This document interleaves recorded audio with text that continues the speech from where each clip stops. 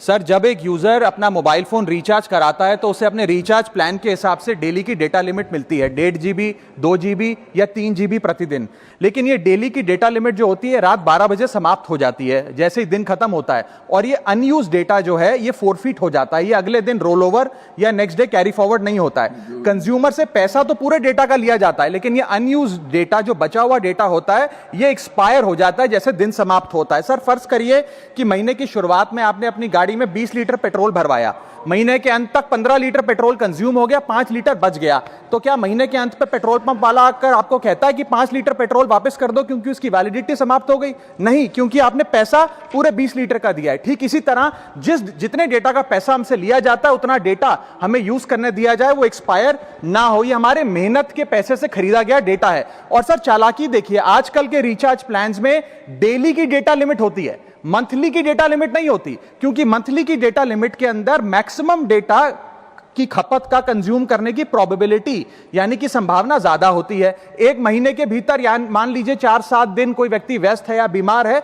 लेकिन बचे हुए दिन में या जब उसकी छुट्टी होती है वो ज्यादा डेटा कंज्यूम कर सकता है, इसीलिए मैक्सिमम डेटा मंथली प्लान में कंज्यूम होता है। इसके चलते आज टेलीकॉम ऑपरेटर डेली की डेटा लिमिट वाला प्लान पुश करते हैं। सर, आज इंटरनेट सिर्फ एक एंटरटेनमेंट या मनोरंजन का सोर्स नहीं है, यह एक प्रकार से हमारे जीवन के लिए एसेंशियल बनता जा रहा है। It is like digital oxygen, हर चीज के लिए इंटरनेट चाहिए। और इसीलिए आज करोड़ों भारतीयों का जब लाखों जीबी डेटा रोज एक्सपायर हो जाता है, अनयूज्ड बचा हुआ डेटा, क्योंकि उसकी वैलिडिटी समाप्त हो गई, तो यह सवाल अब सिर्फ डेटा का नहीं है सर, यह कंज्यूमर राइट्स का सवाल बन चुका है। इसीलिए मेरी 3 स्पष्ट मांगे आज सदन में। पहली मांग, ये नियम बने कि डेटा कैरी फॉरवर्ड यानी कि डेटा रोल ओवर की सुविधा हर यूजर को दी जाए, यानी कि दिन के अंत पे आपका जितना जीबी डेटा बच गया वो अगले दिन के आपके डेली के डेटा पैक में जोड़ा जाए, वैलिडिटी के साथ समाप्त ना हो। दूसरा पॉइंट, अगर महीने के अंत में काफी बड़ी मात्रा में आपका डेटा एक्यूमुलेट अगर हो जाता है, बच जाता है,